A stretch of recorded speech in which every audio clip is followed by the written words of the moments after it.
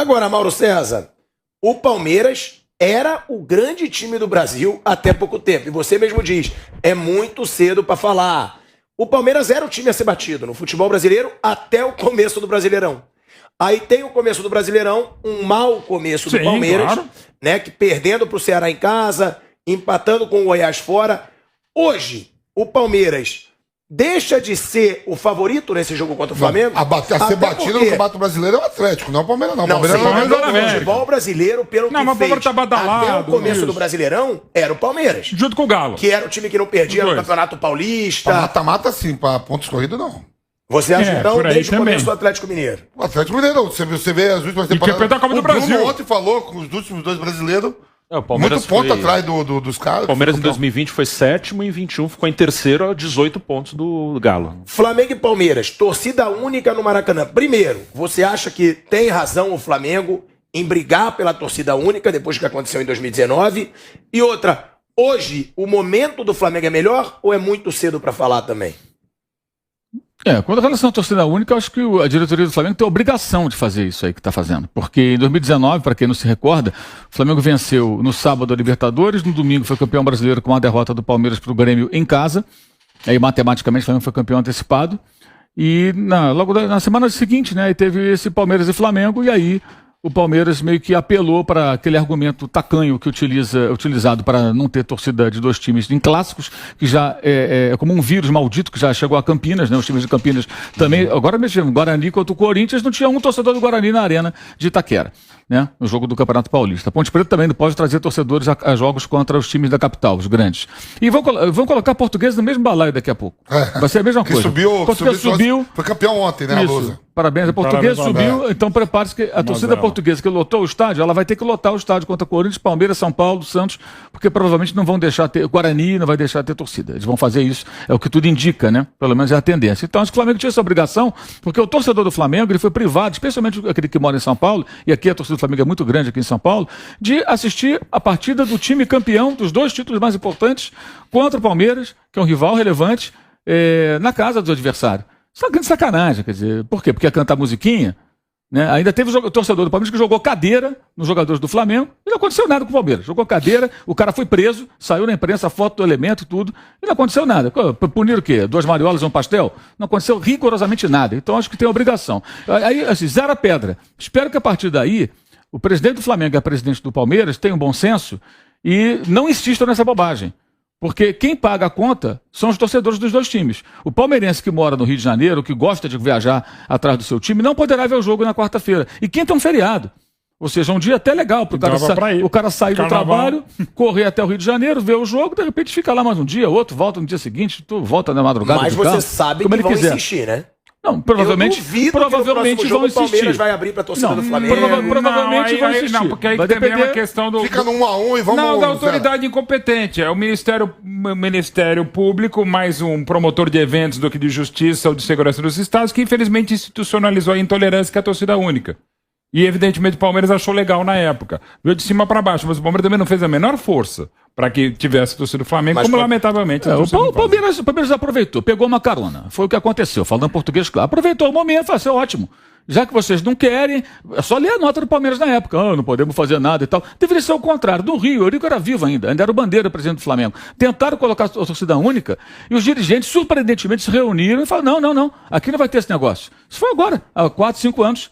Eurico Miranda era vivo, o Bandeira de Mello era presidente do Flamengo, mais o do Botafogo, do Fluminense, era o Peter Cince, o Botafogo não lembro agora quem era exatamente o presidente. Ele falou, não, a gente não quer esse negócio não, vamos manter os clássicos com 2 torcidas. Já mudou com o Botafogo jogando no Engenhão, geralmente aquele percentual menor, mas tem o torcedor visitante, pelo menos, né? E essa praga aqui de São Paulo já está sendo levada para o Rio de Janeiro com esse Flamengo e Palmeiras. Tomara que os caras tenham bom senso. Isso é muito ruim pro futebol, gente. Ainda tem gente que defende assim, é melhor, pode vender mais ingresso, porque não precisa cancelar aqueles lugares do isolamento das torcidas e tudo. Mas é pife você não ter... Ontem tinha torcedor do São Paulo, nos setores centrais ali, que é meio misto ali, com a camisa do São Paulo, do Inter, a torcida do Flamengo. Eu sei que quando o Palmeiras não é viável, que é um outro tipo de rivalidade. Mas é possível. Fla-Flu tinha torcedor do Flamengo e do Fluminense andando, tomando cerveja no bar, eu vi. Lá de fora do Maracanã. Então, na verdade, as autoridades, como o Mauro Betti diz, incompetentes, né? Ou pouco competentes, ou pretensamente competentes, insistem numa situação. Aí ontem o que aconteceu? Agora, Coritiba e Santos jogaram lá em Santos. O pau cantou nas ruas de Santos por horas. Absurdo. Absurdo. E vão jogar rivalidade vão jogar a Copa do entre os Brasil. Vai jogar quarta-feira. É rivalidade das Das torcidas. duas torcidas. Agora, o que acontece? Quando ocorre aquilo, a quantidade de confrontos, eu acho que o que temos que questionar é a capacidade ou não das autoridades de segurança de fazer o trabalho delas. Porque não é possível que você não consiga evitar que dois grupos de 40, 50, 35 saiam no pau aqui e ali Dentro de um hospital. no hospital, na UBS lá, cara. Os caras continuaram brigando. E a polícia não consegue evitar aquilo. Então como é que ela vai enfrentar o crime organizado, bandidos fortemente armados? Como é que faz? Mas pelo menos já briga dentro do OBS, Nós que já estamos tá ali, falando, não precisa só... nós estamos falando sobre caras que ficam ali brigando com pedra, pedaço de ferro, tem um ou outro, às vezes idiota, que aparece armado, mas evidentemente não é um confronto como, por exemplo, traficantes do Rio de Janeiro quando começam a entrar em guerra. É muito mais pesado, os caras com armamento pesado, armamento militar, armamento que nem o exército tem em alguns casos. Então é para se questionar. Cara, vocês não conseguem controlar esse bando de idiotas aí que estão querendo sair do pau. Os caras brigaram na rua, aí os do Coritiba foram pro posto de saúde, aí apareceram lá os santistas, e continuaram brigando. Agora, E vão jogar de novo, é o que vai acontecer. Agora são a polícia de Curitiba que tem que mostrar se é capaz ou não de impedir que isso aconteça. Senão o roteiro vai se repetir, só que na capital do Paraná. Então eu acho que tem que se discutir mais esse assunto, né? E acho que há muita omissão, inclusive da imprensa, e especialmente quando engole os números fantasiosos que são apresentados. As famílias estão de volta, não sei o quê, bababá, como se antes as famílias não fossem a jogo. Isso é uma bobagem. Você vê criança, mulher, pai, mãe, filho, pessoas idosas, não Fla-Flu como viu lá no Rio de Janeiro. Agora, se São Paulo quiser continuar alimentando isso, vai continuar alimentando isso.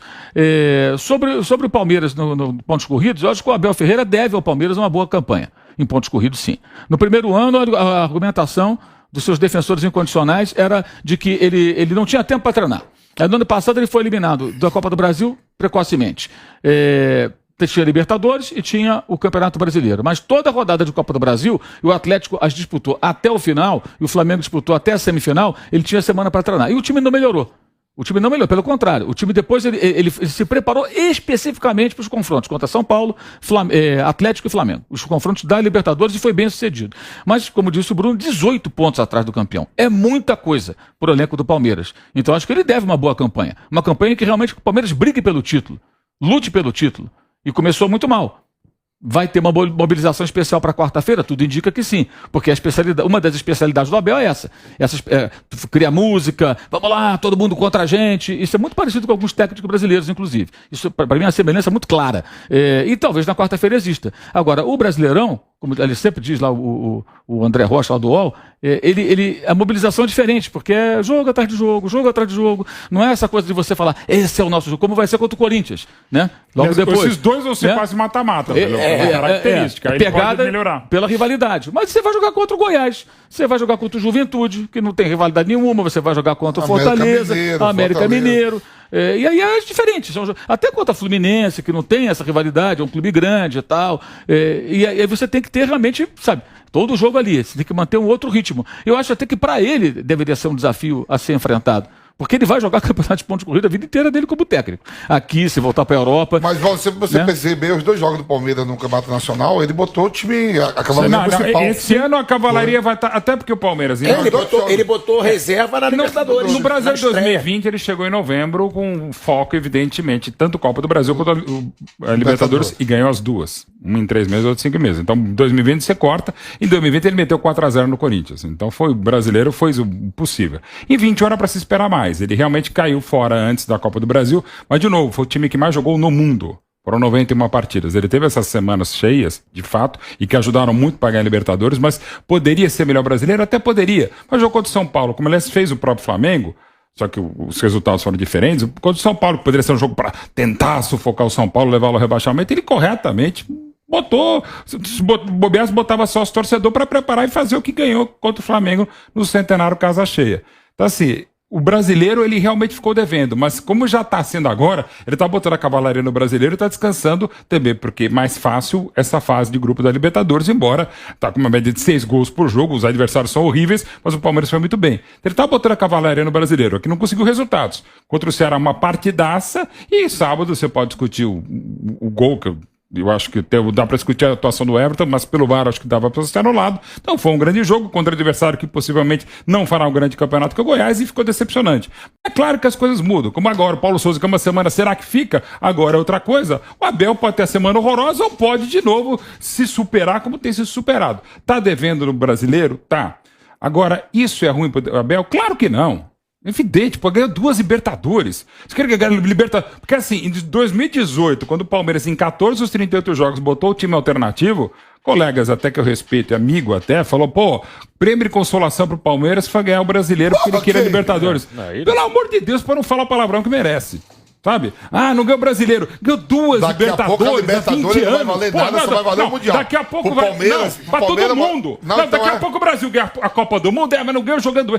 A gente tá num nível que a gente tá contando mais derrota do que vitória. Ele já é um treinador histórico. Eu discordo para quem disse que é o maior treinador da história do Palmeiras, de um time que teve Vanderlei Luxemburgo, Luiz Felipe Scolari e Oswaldo Brandão. Pra mim é... Não, eu cada acho. um sabe. Você tem direito de achar. Os Libertadores, pra mim, é impressionante. Mas o Luxemburgo, pra mim é. O Luxemburgo jogou futebol muito melhor. O Filipão também conquistou coisas impressionantes e foram as primeiras, com investimento sim da Parmalat, claro, né? Mas depois o Vanderlei já não tinha. Ah, mas tem a Crefisa, não é a mesma coisa, é uma outra realidade. E lembrando sempre, quando a Parmalat pôde investir o Vampeta, lembra? O Palmeiras teve que trazer jogadores jovens. Edilson, Edmundo, Roberto Carlos, Antônio Carlos, um então jovem Rivaldo, um jovem Alex. Olha o nível das opções. Hoje ele traz um jogador jovem do Rio de Janeiro, com todo respeito, já desrespeitando, Rafael Navarro. Ele trouxe por 1.850.000, que era muito dinheiro, o Edmundo do Vasco. E quando trouxe jogadores mais experientes, que eu acho que é o que falta ao Red Bull Bragantino, ele pôde trazer um Mazinho, trouxe um Zinho, trouxe um Kleber, trouxe um Rincon com 27 anos. Então, assim, era outro momento. O César Sampaio veio antes, junto com o Evair. Mas já estava lá, também, em 91. Então, assim, olha o nível. Então, assim, o Abel consegue fazer muito com menos jogadores, com menos qualidade do futebol como um todo. Mas consegue vencer o Flamengo do jeito que venceu, consegue vencer o Santos do jeito que venceu, consegue vencer o Atlético Mineiro, como ele próprio admite, com sorte, mas venceu. Eu acho, sabe qual é o problema? Eu acho que, assim, existe uma dificuldade muito grande de se aceitar que o Abel possa ser criticado, ele pode ser criticado. É isso que eu falo. Ele pode ser criticado. Pode ser, mas não pode ser xingado, detonado. O Como Abel... qualquer técnico. A questão é o seguinte... Mas não é sempre, a gente, né? não é sempre. Mas ele foi super elogiado recentemente. Eu mesmo, por exemplo, quando eu acho que no Campeonato Brasileiro... Aí agora, pilhado, ele vai, quer que ele caia? Eu nunca falei que eu quero que ele caia. Mas eu sei. acho que a gente pode questionar. Não pode dizer que ele é brasileiro. Eu acho que é um desafio que ele deve enfrentar. Sim. Porque, assim, a comparação... Ele meteu os dois times. Sim, concordamos. E ele também concorda. A comparação que eu faço não é para a Parmalat, é com os times que ele enfrenta. O elenco dele é melhor do que a maioria dos outros times. Então, ele tem que fazer uma boa campanha. Eu acho que é o desafio que ele deve enfrentar. Se eu fosse amigo dele, faria pra ele, cara. Claro que faz um campeonato brasileiro forte. Mesmo que você não ganhe o brasileiro, mas briga até o final. Fica ali entre os 2, 3 até o final. Porque é diferente a pegada. O Cuca, por exemplo, ganhou um no Palmeiras e no Atlético. O Cuca, de fato, aprendeu a lidar com o Brasileirão. Em 2007, quando ele estava no Botafogo e tentou enfrentar duelar com o São Paulo, ele não sabia lidar. Mas foi muito além com aquele elenco. Mas houve um momento, assim, que houve até um jogo famoso lá do Botafogo no São Paulo, que o Botafogo se mobilizou para aquele jogo e pilhou tanto o Botafogo, teve um jogador expulso, o jogador do Botafogo com nervos à flor da pele, e o São Paulo ganhou o jogo com uma tranquilidade danada, e dali para frente o São Paulo abriu o caminho, foi embora, o Botafogo foi perdendo terreno, ou seja, tudo que ele fez de bom, por quê? Porque não sabia a temperatura certa. Nesses campeonatos ele soube, ele manteve ali até com alguns problemas internos eventuais, que também é coisa do temperamento dele, mas ele conseguiu conduzir, isso é inegável. Se gosta ou não do estilo do Cuca é outra história, mas que ele conseguiu conduzir. Eu acho que o Abel é um desafio importante, ele conseguir fazer o Palmeiras ser competitivo no Brasileiro, independentemente de mata-mata da Copa do Brasil, da Libertadores, que era o que eles falavam do Renato Gaúcho. O Renato Gaúcho é a mesma coisa. O Renato Gaúcho vinha no Brasileiro, aí, não, mas eu tô aqui no mata-mata. É uma história que meio que se repete, de certa forma. E acho até que o Palmeiras... O Luxemburgo lembra que não era bom de mata-mata, embora ele ganhou torneios mistos, como eram os brasileiros antigamente. É que ele não ganhou a Libertadores, aí o Luxemburgo tinha... O Luxemburgo, guardasse também as proporções, era mais ou menos como acontece com o Guardiola. Como ele não ganhava Libertadores, aí falava, mas não ganhou a Libertadores. Mas ele ganhava um monte de brasileiro, ganhava um monte de campeonato. Como o Muricy até ganhava ele era o Filipão também, que não era futebol dos corridos. Isso que o Maldo fala, eu acho que é o seguinte também, é isso mesmo, saber levar 38 rodadas, aí quando você não sabe da quarta do milhão, fala assim, sabe, meu foco é o mata-mata, é a Libertadores e a Copa do Brasil, usa aí muito isso. Mas tem uma coisa também que é um detalhe de elenco, que aí eu acho que pesa, assim, uma coisa que o Flamengo e o Galo tem a mais, que é o cara que mete gol toda hora. Eu já falei de números aqui de ano passado. O Hulk com 36 gols, o Gabigol 34. No ano, o artilheiro do Palmeiras foi o Veiga com 20. O mata-mata você pode ser campeão com um gol do Daverson, com um gol do Breno Lopes. Mas Do nos Betinho pontos em corridos, Botar os normalmente, dois pra jogar quem resolve 8 são jogos. esses. Pegar só esse comecinho, assim. O Palmeiras contra o Ceará também teve um monte de chance, mas o Palmeiras também teve. Também, o Palmeiras jogou E mal. perdeu. Será que jogou muito bem? Aí, Atlético e Inter, 2-0 Galo. Quem fez os 2 gols? 2 Hulk. golaços.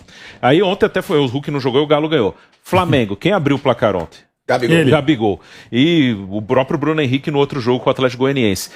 Isso falta ao Palmeiras. Assim, o Veiga faz muito gol, 20, o Dudu faz muitos. Só que o Hulk e o Gabigol fizeram o dobro. Esse tipo de jogador, no campeonato de regularidade, Também. ele te dá pontos.